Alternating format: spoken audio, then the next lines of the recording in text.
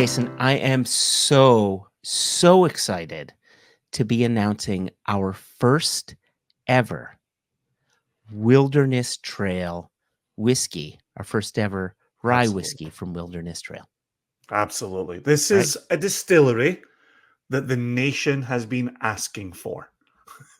When are you guys going to do something from Wilderness Trail? Well, June 6, 2024 is the day we do something from Wilderness Trail. And as Joshua says, it will be a rye.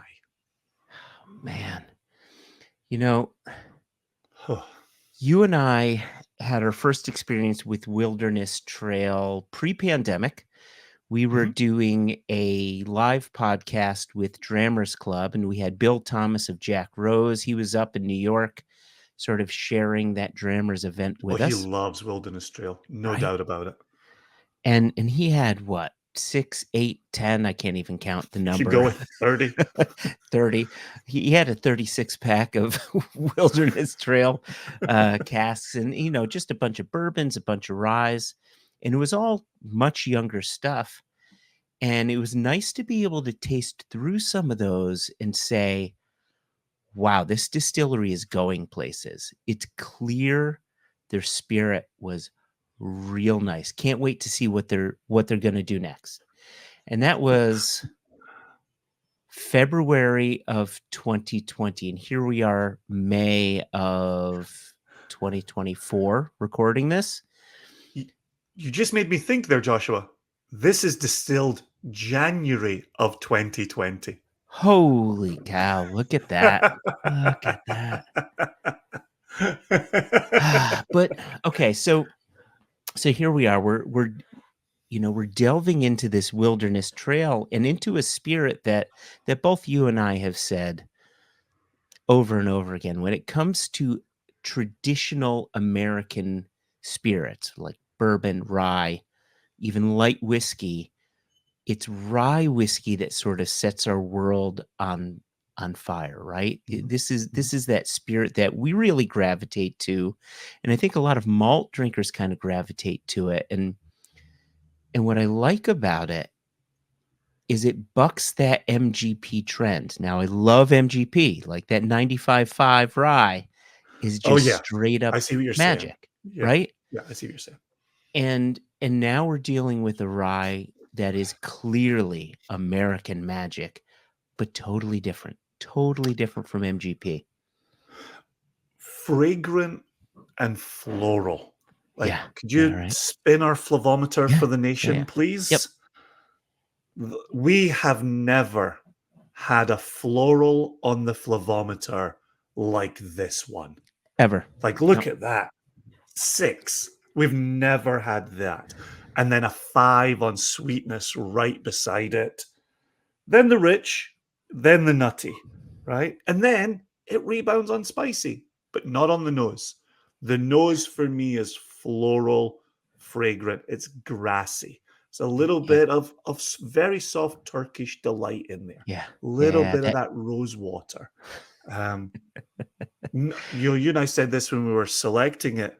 Not herbaceous, right? Not not dill, right? I was not pouring, dill, right? Yeah. I've been pouring this along the way, and the number of people who say, yeah, it's not a dill rye. Nope, it is No. not a dill rye.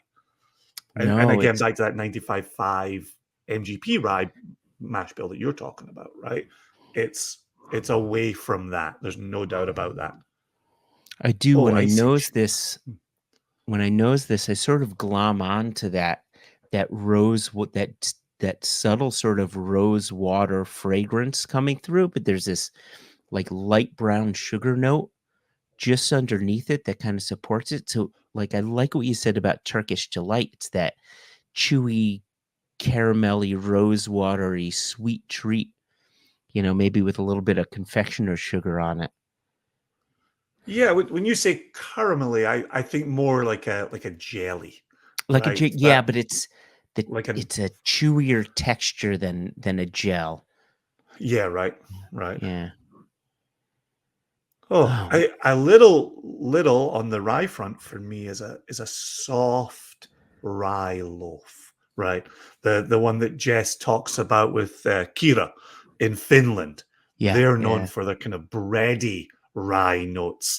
That's what I've got going on in here. I had my sister over last week visiting, and she brought a loaf of sprouted rye German bread, Mm, mm, which has much more intensity than what you're talking there, but it's that same scent, right? It's that same rye forwardness, which gets us back to something we always like to talk about, especially when it comes to American spirits and when you're using new charred oak, is we want that grain to be highlighted. We want it to be present and not yeah, overtaken by the yeah. oak. And there it is.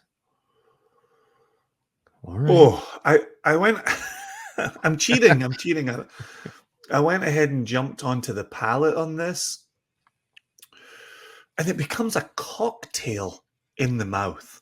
There's Cool. orange bitters, there's rye spice, but there's also orange blossom honey there. Like it gets quite citrusy.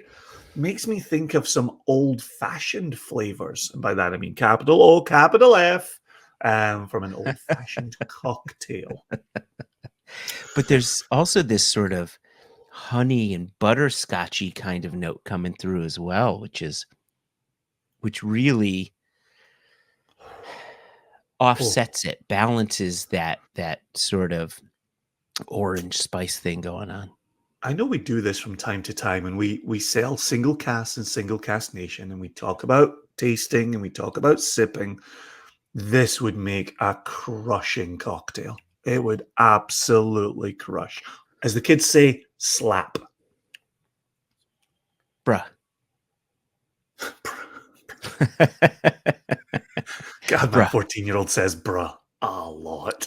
For Oh, Mother's anyway, Day, really quickly, for Mother's Day, I got Haida a shirt that says, Mama, Mom, bruh. It's like as your kid gets older, you change who you are. Yeah, like listen, I agree with you that this would make a cocktail that slaps. look at us on YouTube saying slap. But I love this rye so much. I've told you before, I think I may have said it on the podcast previously. This rye Mm, is rocking my world so hard that I really feel it is in the running for my SCN bottling of the year. Like it is doing all of the rye things I want rye to be doing. It delivers a complexity of flavors that you sometimes are hard pressed to find in Scotch whiskey. Like it's doing a ton of stuff and it's so pleasing. The oak is there, the grain is there, the complexity of flavors, the texture. Um, and I can imagine myself sipping on this in hot weather, in cold oh weather. yeah. Like it's an all rounder. And that's the thing for me, right? Is I don't put it in a cocktail to hide it. I put it in a cocktail to elevate that cocktail. And Mm, so I think the qualities you're talking about, even the texture, right? As you were talking, I'm just turning this back and forth in my glass because I'm just watching the layers of oil. I'm watching the beads, heavy beads, gather and drop down the glass. Like for $60, you know, I don't want to say we're giving it away, but that's an excellent price for people to enjoy in multiple ways. And I know we'll come back to the rest of the palette and the finish in a second, but I want to say of the six that we're releasing on June 6th, this has the largest outturn. This is 212 bottles in the outturn.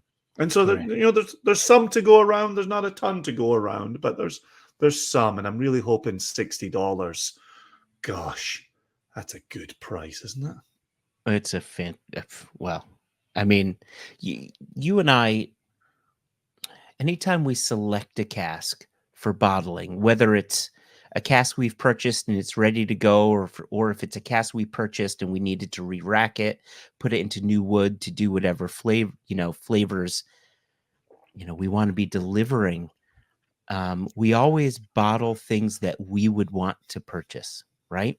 We 100%. bottle for 100%. ourselves. 100%. And the way this is drinking at $60 a bottle, I would buy myself two. But that's me, right? That's me. That's my wallet. 100%. This Uh, is, as I'm sitting here, I'm getting that Turkish delight note from the nose is manifesting clearly on the palate, but I'm also getting the flavors of sitting in, and again, I'm sorry, I'm on a cocktail kick here. I'm getting black Manhattan flavors here, which is rye with Amaro. And you and I both love Amaro. Oh I'm yeah. getting that Amaro sweetness running through this. You could stick a cube in this and you would have an instant cocktail. Oh damn. Are there any bitters that go in the black Manhattan, or is it just the rye and the Amara? I want to say it might be orange bitters go in the black Manhattan. It could actually be both Right? Angostura and orange bitters, and then a Right? brandied cherry. And what did you say before, right? You got that orange bitters in there. Absolute right. And It's a cocktail in a glass. That's wild. Yeah, digging and it. Absolutely digging it. and on the finish, there's this sort Mhm. of like a Terry's chocolate orange, you know? A Christmas favorite. Mm. Mhm. And then that earthiness, right? That's on the flavometer with a 4. Earthiness just rounds it out, gives it a little bit of grounding. Yeah. Yeah. So there you go. Another whiskey being released June 6, 2024. Singlecasknation.com. Look at you. You can't get over it. Because I'm just like cocktail, cocktail, cocktail, cocktail. It's wild. And I'm like, whiskey, whiskey, whiskey, whiskey. That's really good. I really think this will Yeah. resonate with the nation. Oh, I think so too. Actually, I know it will. So 100%. yeah, June 6th, 2024, 12 p.m. Eastern, singlecasknation.com. $60 a bottle, 212 bottles in total. And what's the ABV on this one, Jason? It is a very healthy 56.35. 56.35. There you go. I don't know what that is in proof, but hot damn if it's not great. 112.7. Oh man, look at you doing math. Well done. Well, cheers to you and your math, and cheers to our viewers. We'll see you June 6th. Hashtag, please drink the whole bottle responsibly. Very responsibly.